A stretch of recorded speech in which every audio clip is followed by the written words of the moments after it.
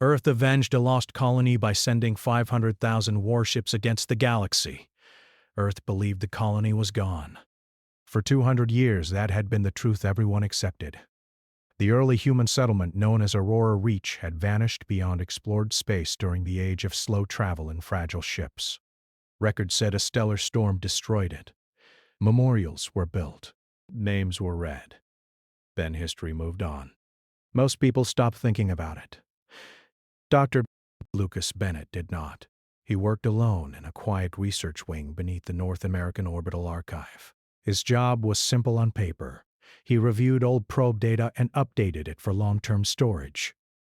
Most of the files were dull, radiation readings, empty star charts, long stretches of nothing. But Lucas liked nothing. Nothing often hid something. One night, while reviewing a probe log from nearly 2 centuries ago, he noticed a strange pattern. The probe had adjusted its course without command. That should not have happened. He rewound the data and watched again. The probe had changed direction for 11 seconds. That was all. Lucas leaned closer to the screen. His heart beat faster. He ran a deeper scan, peeling back layers of compressed data that most systems ignored. Beneath the noise there was a signal. It was weak, broken, old, human. The message was short, distorted by time and distance, but the words were clear enough. "We are under attack." Lucas sat back stunned. His hands trembled as he copied the data to a secure drive. This was not an accident. This was not a storm. Someone had been there. He reported the find through official channels. At first it was dismissed as artifact noise, but Lucas pushed. He requested deeper access. He asked for pattern matching against known human encryption from the early expansion era. The match came back positive. Within days, the quiet research wing was no longer quiet. Admiral Ethan Cole received the report in a secure briefing room beneath the Pacific Defense Ring. He read it twice without speaking. His face remained calm, but his eyes hardened.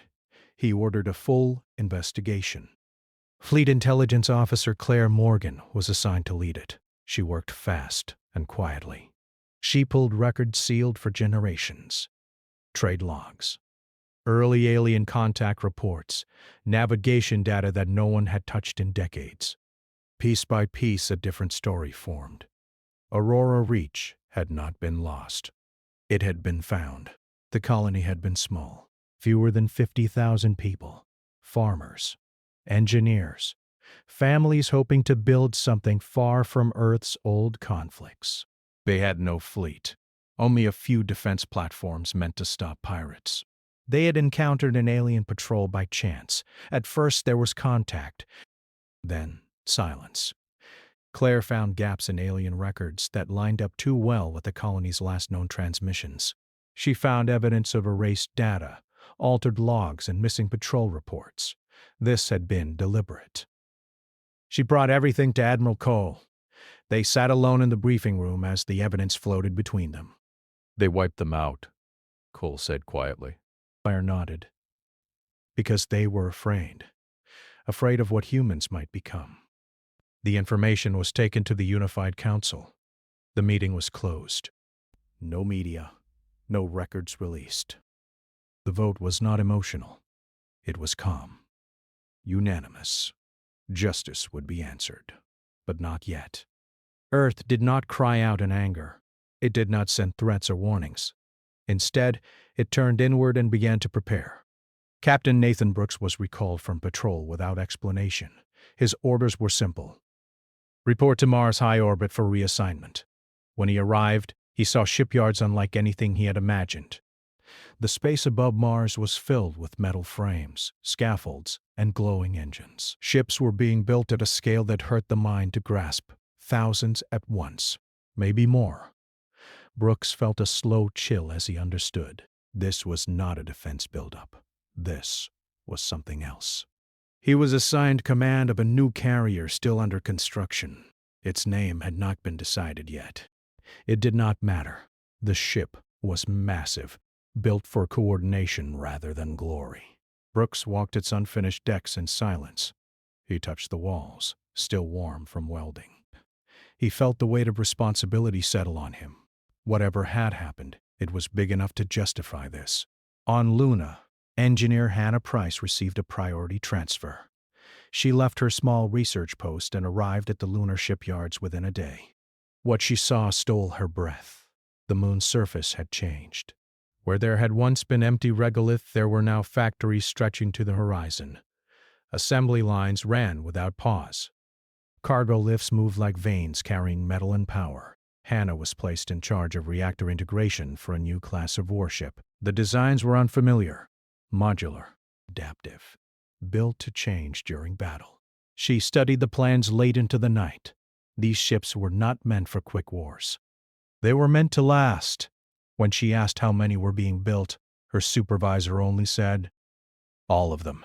Across Earth, quiet order spread. Old shipyards reopened. Asteroid mining permits were reactivated. Retired engineers were called back to service. No one spoke of Aurora Reach publicly. But people felt it. There was a shift in the air. News channels avoided certain topics. Military traffic increased. Long-range sensors were recalibrated. Deep space listening posts that had been abandoned were brought back online. Ryan parked trained officers in a sealed orbital station above Earth. His lessons were different from anything taught before. He did not focus on individual tactics. He taught unity. No ship fights alone, he said. No decision stands by itself. You are part of a mind larger than any one of you. The trainees listened closely. They could feel the importance of it even without knowing why. Claire Morgan continued digging. She uncovered more than she expected. Aurora Reach had not died quickly. The colony had resisted. There were records of orbital strikes avoided, of supply ships slipping through blockades, of years passing under pressure. The last message from the colony was not a cry for help. It was an apology. "We are sorry we could not hold longer." Claire closed the file and sat in silence for a long time. She forwarded everything to Fleet Command. Admiral Cole read the final report alone. When he finished, he stood and walked to the observation window. Earth hung below, blue and white and unaware. "They held the line for us," he said softly, "without ever knowing if we would come." Behind him, the great machine of preparation continued. Ship after ship took shape. Crews trained, supplies were gathered, systems tested and retested. Earth did not announce its return to the stars. But somewhere beyond known space, the echo of a lost colony waited. And humanity was finally listening. Part 2. The quiet preparation Earth did not shout its anger into the stars. It did not warn the galaxy or demand answers. Instead, it went quiet. From the outside, human space looked calm. Trade routes stayed open. Research stations kept sending normal reports. Diplomats smiled and spoke of peace. But deep inside the solar system, something vast was beginning. Admiral Ethan Cole stood in the command hall beneath the Pacific Defense Ring. The room was wide and dark, lit by floating maps of space. Each map showed shipyards, factories, and supply lines slowly coming alive. He watched them without speaking. Every light meant work. Every line meant purpose. The order had already been given. It was simple and final. Build the fleet. No one asked how big.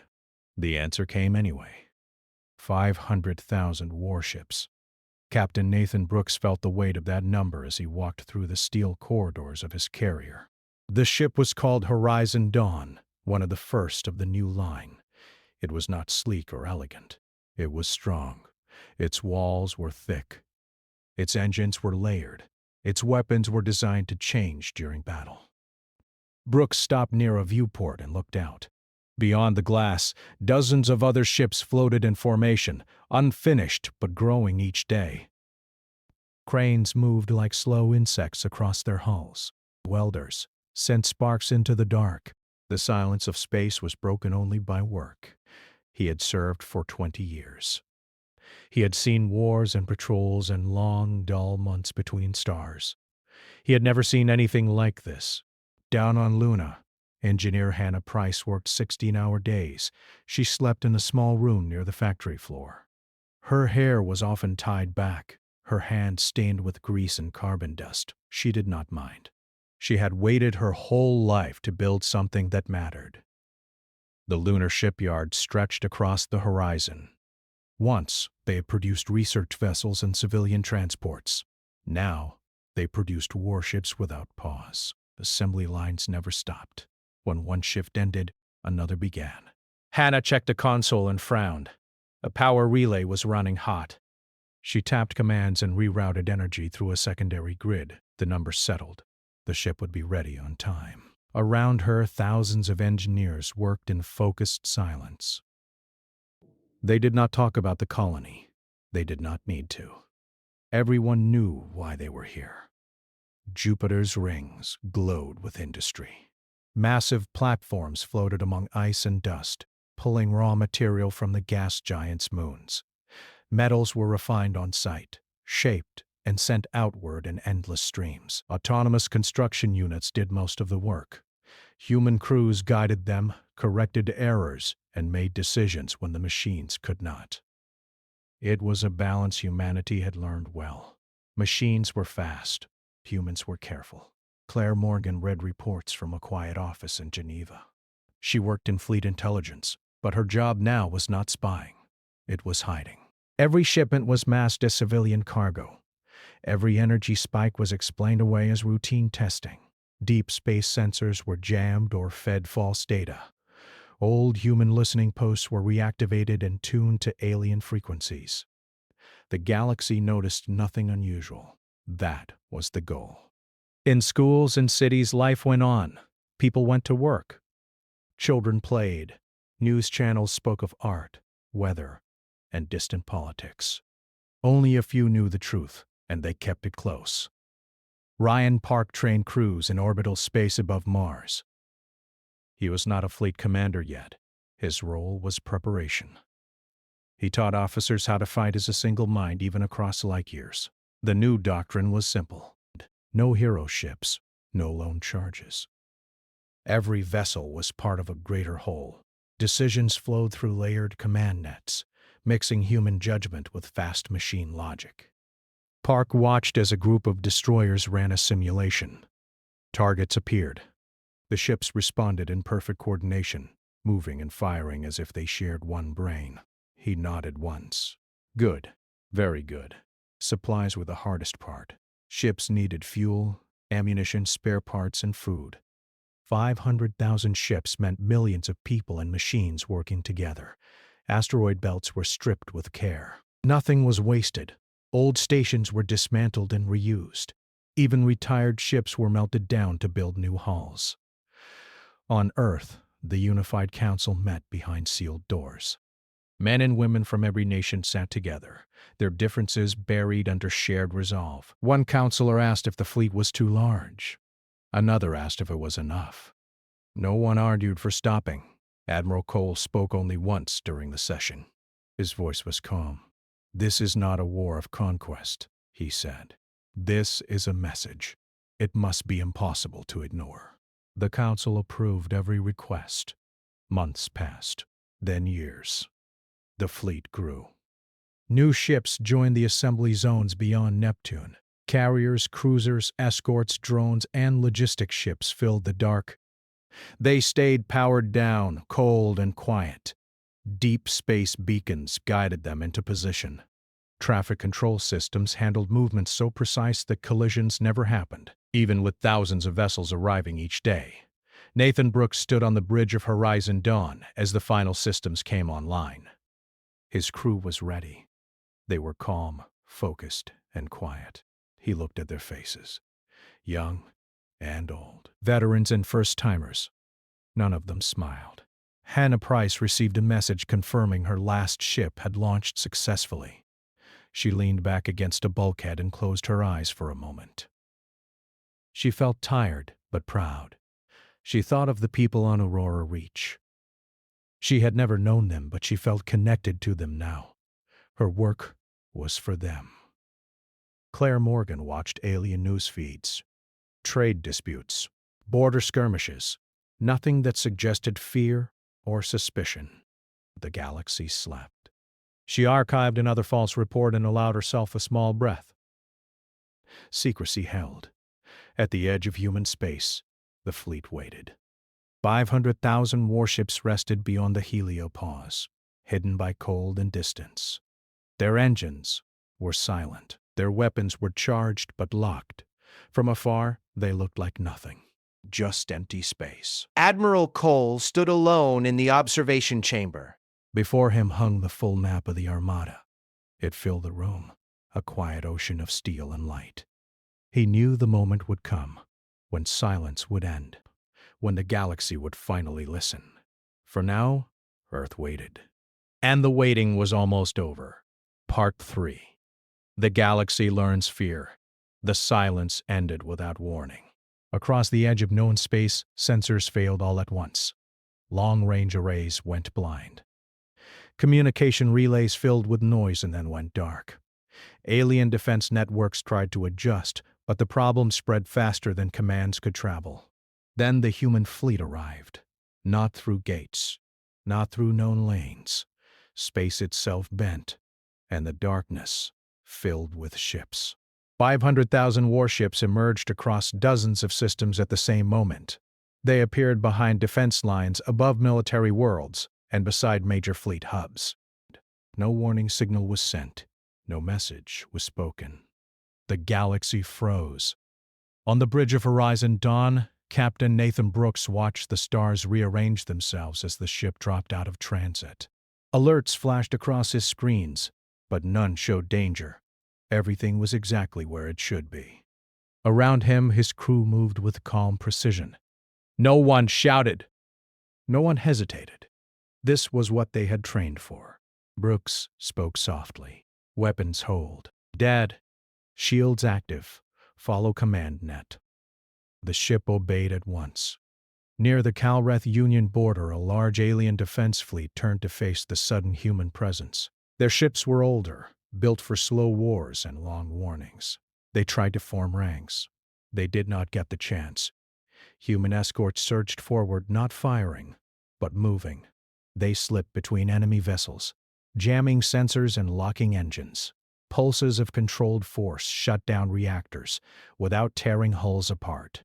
Alien commanders shouted orders that never reached their crews. Within minutes, the Calreth fleet drifted powerless. On a distant command ship, Ryan Park stood at a tactical station. His role now was direct coordination.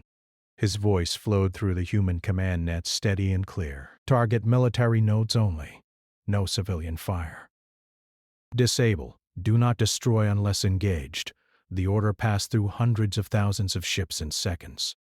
In the Velon core systems, planetary governments watched as human fleets appeared above their worlds. The sight was impossible to ignore. The sky filled with metal and light. Panic spread. Emergency broadcasts filled the airwaves. Some called for resistance. Others begged for negotiation. Human ships did not respond. They moved with purpose. Orbital weapon platforms were disabled with careful strikes. Command stations lost power. Fleets that launched in panic were stopped before they could form. On one station, an alien officer stared at a screen showing human ships sliding past defenses like water. He whispered a single word. How? The answer was simple. Preparation. Commander Ryan Park initiated the first message once control was established. It was sent on open channels, translated into dozens of languages. This is the United Human Fleet. We are not here to conquer. We are here for justice. Surrender military control and present your leaders for trial. Civilian populations will not be harmed. The message repeated again and again. Some worlds surrendered at once. Others refused. In the Drashic Reach, a coalition fleet attempted a counterattack. Hundreds of ships charged toward a human formation, weapons blazing. The response was swift. Human battleships adjusted formation and released drone swarms. The drones moved faster than tracking systems could follow. They struck engines, weapon mounts, and sensors. Beams of light carved clean paths through armor. The battle lasted 7 minutes. When it ended, the Drashek fleet was gone. Not destroyed entirely, but broken beyond recovery. Drifting wrecks filled space. News of the defeat spread faster than fear. Claire Morgan watched the feeds from a secured intelligence room. Her face stayed calm, but her hands were tight. Every report confirmed the same thing. Alien power structures were collapsing under the weight of the human arrival. She focused on the data they had come for. Archives were seized, records unlocked. Centuries of hidden history poured into human hands. The truth of Aurora Reach emerged in cold detail. The colony had been discovered by accident. It had been small, peaceful, and weak. Alien leaders had feared what humans might become if allowed to grow, so they erased it. Orbital strikes, blockades. Years of slow pressure until the last signal faded. Then silence, carefully hidden. Claire closed her eyes for a moment. The anger was sharp, but controlled. She forwarded everything to Fleet Command. On Horizon Dawn, Brooks received updated orders. His ship was to escort a captured team to a fortified command world. Intelligence marked it as one of the decision centers behind the colony's destruction. As the carrier moved into position, alien defense guns powered up. They fired. Human shields flared but held. Brooks did not give the order to return fire. "Disable them," he said. Precise shots followed. Defense guns went silent one by one. Drop teams launched. On the ground, human soldiers moved through corridors of stone and metal. They faced resistance, but it was disorganized and desperate. Stun fields and restraint systems ended fights quickly. Leaders were taken alive. On other worlds, similar scenes played out. Those responsible were identified, isolated, and captured. No city was burned. No population was punished. The message became clear. Humans were not raging. They were judging. In the neutral systems, smaller species watched in fear and awe. Some had heard stories of humans as traders, explorers, and diplomats. Now they saw something else. Discipline. Power without chaos. Many sent messages of surrender without being asked. Others sent apologies for crimes they had not committed, hoping it would be enough. Ryan Park addressed representatives from several factions in a controlled broadcast. His face was calm, his voice level. "We seek those who ordered the destruction of our people. If you did not take part, you will not be harmed. If you resist, you will be stopped." No threats followed. None were needed. As days passed, the galaxy shifted. Trade halted. Borders vanished. Human fleets controlled key routes without occupying them. On Earth, the Council watched in silence. No cheers filled the chamber. No celebrations followed the reports. This was not victory yet. Deep in a forgotten system, long-range scanners picked up something unexpected. A faint signal. Old. Human. A colony marker. Hannah Price was in a lunar rest station when the news reached her. She sat upright as she read the report. Survivors. Not many, but alive. They had been taken as labor. Hidden. Forgotten. Until now. Human rescue ships diverted at once. When the first survivors were found, crews spoke softly. They offered water, warmth, and home. Some cried. Some stared in disbelief. All were brought aboard with care. News of the rescues spread faster than the battles. The galaxy watched humans not only strike, but save. Admiral Cole reviewed the overall situation from Fleet Command. Resistance had collapsed. Key leaders were in custody. Evidence was secured. The message had been delivered. But he knew this was not the end. The galaxy would remember this moment for generations. As the fleets held position, silent and watchful, fear settled into something deeper. Respect. And somewhere beyond the stars, the names of the lost were finally heard again. The galaxy did not return to normal after the fighting ended. It moved forward, but in a different way. Human warships still held key positions across major systems. They did not fire, they did not advance. They simply stayed, silent and watchful. Their presence was enough to keep old enemies apart and stop new ones from rising. On a large neutral station near the center of known space, a tribunal chamber was built. It was not human in design nor alien. It was simple, open, and plain. Every species involved agreed to its rules. The trials began there. Leaders from several alien powers were brought in under guard. They were not beaten or shamed. They were presented with records, images, and messages taken from sealed archives. Every order, every delay, every choice that led to the death of the colony. Some denied it at first, others stayed silent. A few broke down when the truth was read aloud. Human judges did not shout. They did not insult. They listened, asked questions, and compared answers to evidence.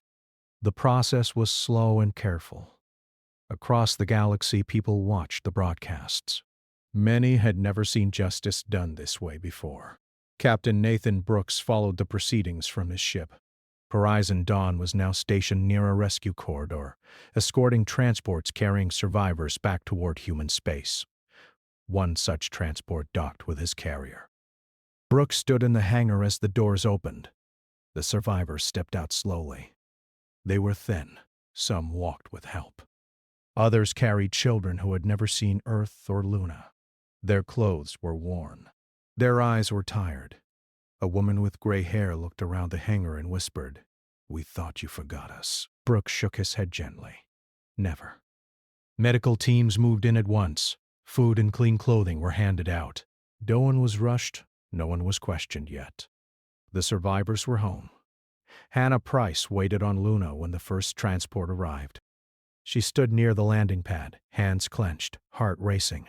She had built ships for years, but this was the first time she saw what they were truly for. As the survivors walked down the ramp, she saw a young boy look up at the sky through the dome. His eyes were wide with wonder. She smiled through tears.